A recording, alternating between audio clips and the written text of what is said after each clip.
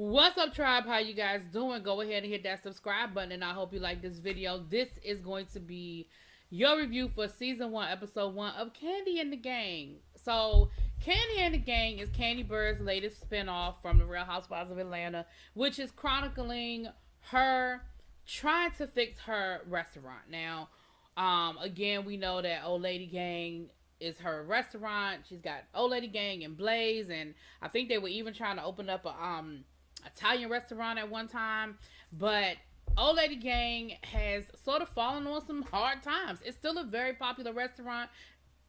It looks like they still have line out the door when they open up every day, but she said things were going really well until they lost their general manager. And ever since then, they've gone from manager to manager to manager, with not a whole lot of stability. And so she's brought in a consultant for him to try to, look over everything, see where everything is, and figure out how to fix things. So the consultant they brought in, his name is Philip. And Philip was working over at Blaze, which is their steakhouse, steakhouse.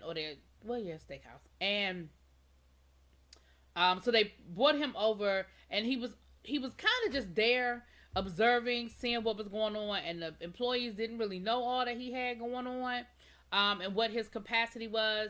So we open up this episode, we see Kandi and Todd meeting with him and meeting with Don Juan. Now, we all know that Don Juan is Kandi's right-hand man.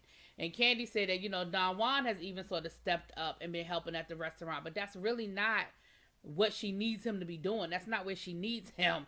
And so she appreciates the fact that he's, been helping, but that's not what she needs for him.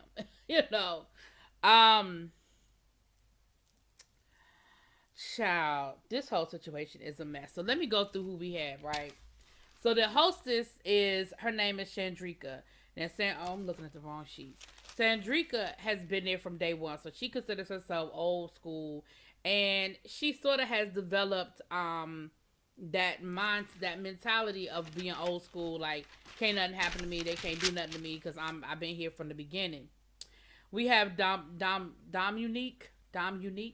She's a bartender, but she's also a dancer. And basically, dancing is actually her first priority. She said that, she'll go off and do a job for a month and come back and still have her job.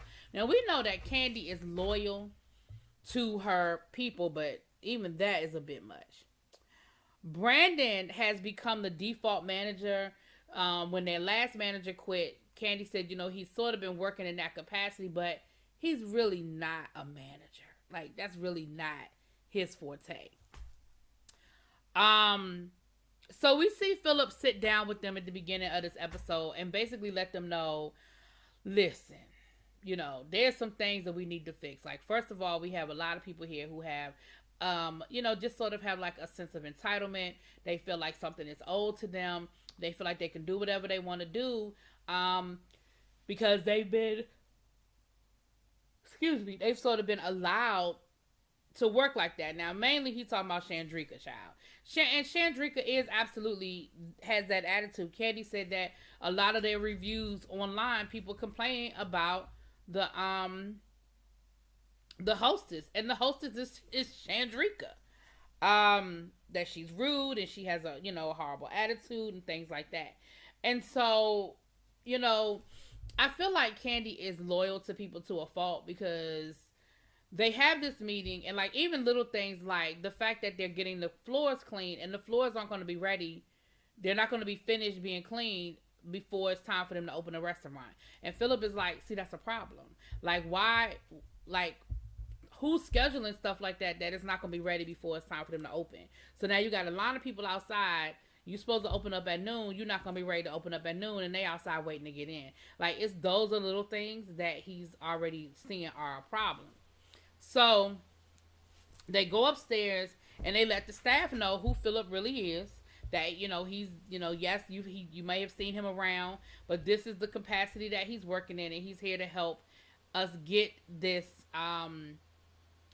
restaurant back in some sort of working order.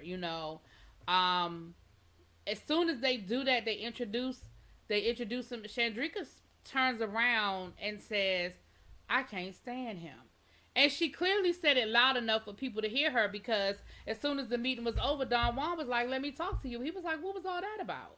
And she was like, I don't like him. I don't like him. And he was like, okay, but he's your boss. Like, you don't have to like him, but there has to be a level of respect. Like, you can't be disrespectful. And she was like, well, he's rude and he's this and he's that. And Philip is a little rude. But I also feel like Philip's attitude is, I need y'all to do I need y'all to do your job. Like there's an expectation that I need y'all to handle, and y'all not doing it. So Don Juan calls him over so that they can maybe talk and hopefully resolve the situation and talk it out. That doesn't really work too well. The two of them end up getting into it. She's talking back to him, cutting him off. He's trying to talk, and she keeps, basically cutting him off and telling him what she is and what she isn't going to do. And he was like, "See, that's the problem. Like, I'm not dealing with that. I'm not dealing with that attitude. I'm not dealing with that mind, with that mentality. Like, that's not cool, and if that's a problem, then you don't have to be here." So the restaurant opens up 20 minutes late, and Chandrika is at the bar talking to Dominique. Dominique is the bartender. Dominique. She's the bartender. And he hears her talking to Dominique about their conversation and how she don't like him. And he was like, see, this is part of the problem. Why are y'all having this conversation at work? Why are you talking to her about that conversation at work where anybody can hear you? And you saying it like I'm not standing right here and I can't hear you. And so, Chandrika, I don't feel like she said anything, but her attitude was very much like whatever, whatever. And he tells her she can go home. He was like, listen, you can go home. Like, just go ahead and go home for the rest of this shift, and you can come back and try it again. So Kandi was like, he ain't have to send her home. And Todd was like, yes, he did. If she's rude and she's being disrespectful and she's not respecting him, yep, she can go home. And so you clearly see the different management styles from Kandi and to Todd. And again, I understand where Kandi is coming from a certain point of view, but she was rude and she was wrong. Now, granted, Philip seemed like he a little short, but she started that by mumbling under her breath, which wasn't so much under her breath that she couldn't stand him. This man just got introduced as your boss, and your reaction is to say a loud enough for people to hear, I can't stand him. You started that, and you should have been sent home. So the other thing they decided they wanted to do was they wanted to have sort of like a OLG family reunion. They said that, when they first started OLG, they used to have all sorts of like, employee appreciation parties and events and things like that. And they want to kind of get back to that. So they're going to invite like a lot of people who left the restaurant, invite them to come back and just have like a party outside. And they have like a back parking lot area. Now, part of that I feel like was Kandi's way of trying to get these old people to come back. Like, if I could get them here and talk to them and pitch them, maybe I can get them to come back to the restaurant. And I feel like they got away from a lot of that, not because they got too big to have those events. I think COVID probably stopped them from having a lot of events that they used to have. But that is one of the things that people complained about. They said, when they first opened a restaurant, Kandi and Todd were a lot more hands-on. But as the years have gone on, they're around less and less because they've got other things they got, that they're doing. And so they're not there as much at the restaurant. And, that might be another reason why maybe things are sort of, falling apart or whatever. So they had their friends and family event, and some of their old school people come back. And we meet a few more of the people. So we meet Torian, and Torian used to be their events manager. And he was also, I believe, ended up being a manager of the at the restaurant. He ended up quitting because he said it just got to be too much, because they used to have a live show every Friday night. And I remember those live shows.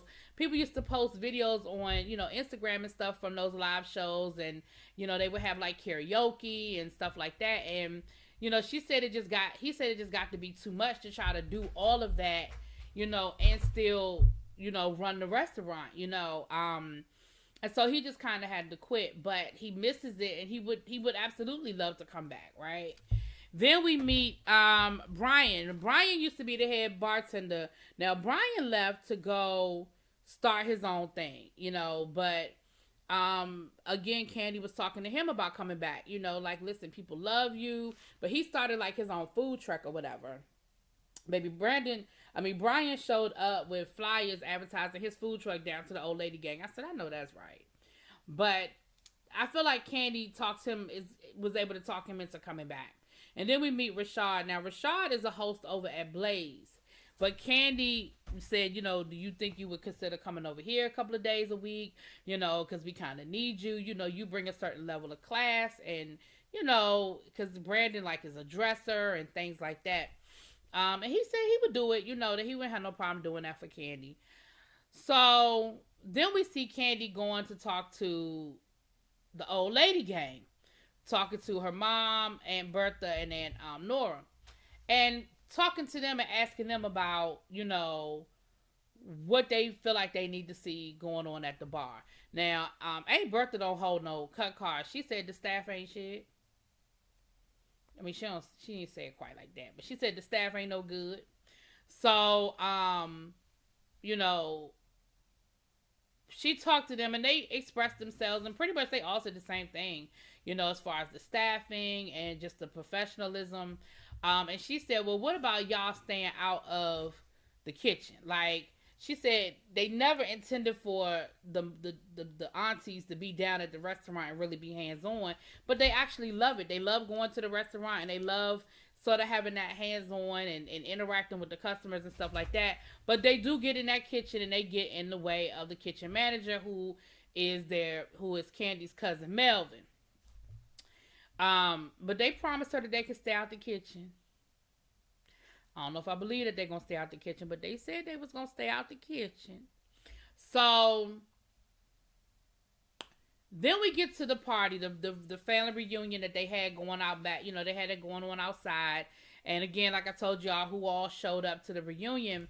But also we noticed that Dominique and Brandon are doing a little flirting. Now, y'all don't remember, Dominique is the bartender and Brandon is the de facto manager. So that's already not a good look, because y'all flirting and y'all talking about they got this sexual energy and this sexual chemistry. Sir, you can't date your subordinate.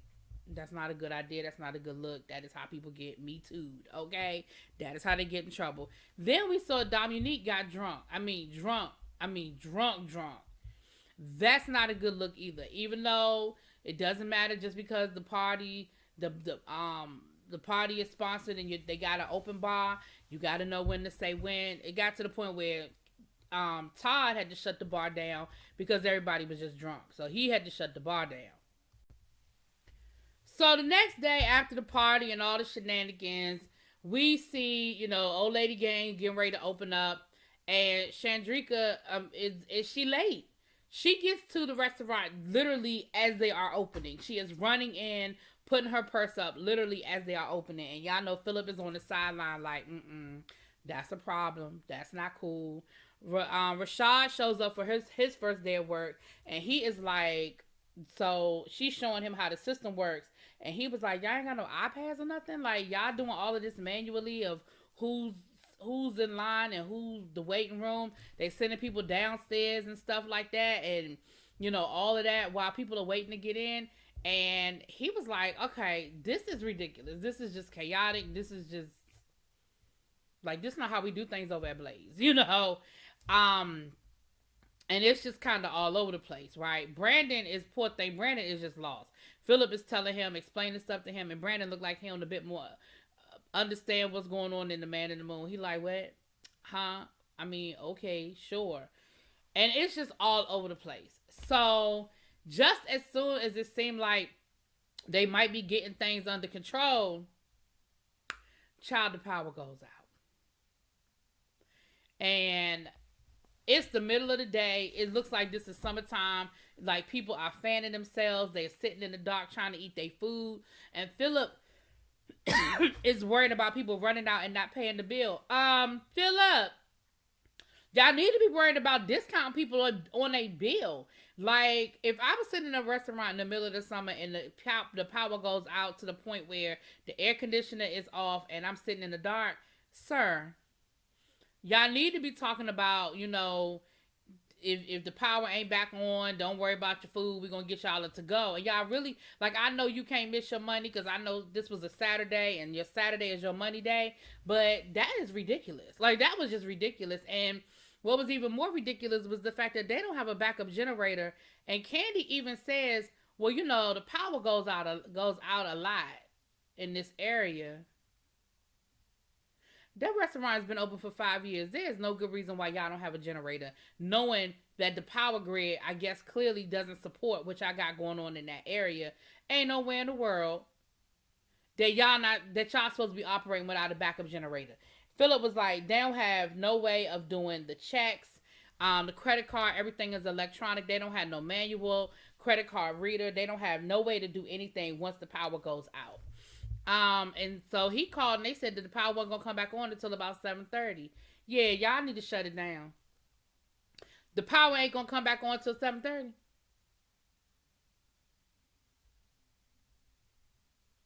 Yeah, y'all need to just go on and shut that thing down and comp everybody their food, give them their to-goes and let it go. You know why? Because that will go a lot further than that one check you get today versus the fact that they'll come back because they remember that you looked out. So I don't know, but Philip is right. He said, and he threw that on Kandi and Todd. He said that don't make no sense that they don't have a backup generator, and I agree with that 100%. Todd talking about some. I mean, it's just a lot of work. You know, you gotta go down to the city and you gotta do this and do that. Oh, you mean like run a restaurant? Because that's what you do to run a restaurant.